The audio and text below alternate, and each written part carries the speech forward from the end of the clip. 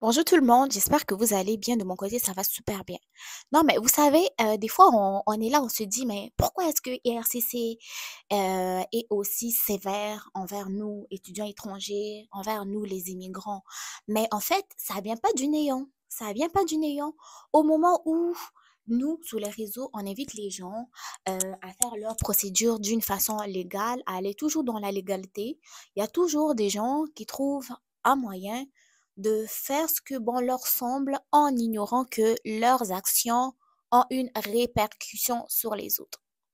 Je ne sais pas si vous avez vu l'information, mais sachez que selon Statistique Canada, il y a plus de 50 000 étudiants étrangers qui sont inscrits comme étudiants au Canada, mais ils ne se présentent jamais dans les universités dans lesquelles ils sont inscrits. Et lorsque on va voir ce nombre-là, on va dire étudiants étrangers en général, alors qu'il y en a qui viennent de certains pays précisément qui excellent dans, dans la tromperie. Regardons un peu ce qui se passe et vous et moi, on va, on va commenter dans les commentaires. Ça vient pas du néant en fait. Ça vient pas du néant. Tout cela là, c'est nous-mêmes. Mais c'est nous-mêmes qui agissons mal et puis les répercussions, ça touche tout le monde en général. On diminue les quotas, on resserre un peu les permis d'études, on veut plus donner des admissions, on veut pas donner des permis d'études parce que il y a des personnes qui sont malhonnêtes, qui oublient que leurs actions ont un impact collectif suivant.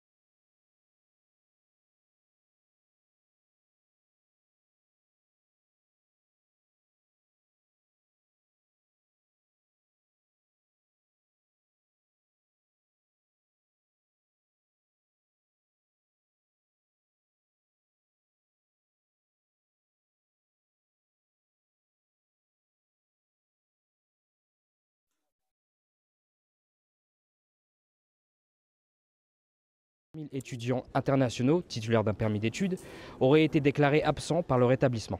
Cela représente à peu près 6,9%, et ce, malgré la mise en place en 2014 du régime de conformité des étudiants étrangers, qui a pour but de trouver les étudiants non conformes et de recueillir un maximum de données sur les étudiants étrangers au Canada pour dégager des tendances.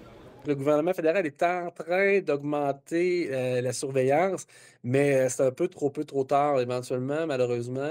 Il faudrait que les étudiants étrangers aient, un style code QR en tout temps. Est-ce que tu es inscrit à l'école? Puis est-ce que ton permis est valide? Parce qu'il y a vraiment des dérapages spécifiquement dans cette catégorie-là.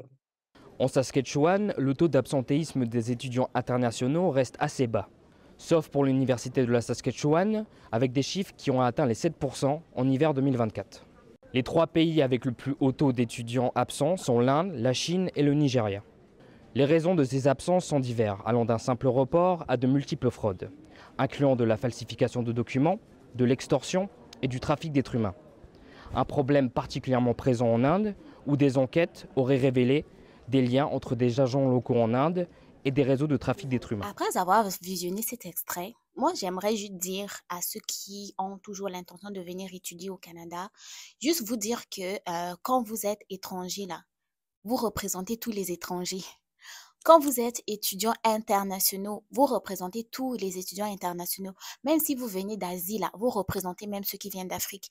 Même si vous venez d'Europe, vous représentez ceux qui viennent d'Afrique, d'Amérique latine et d'Asie.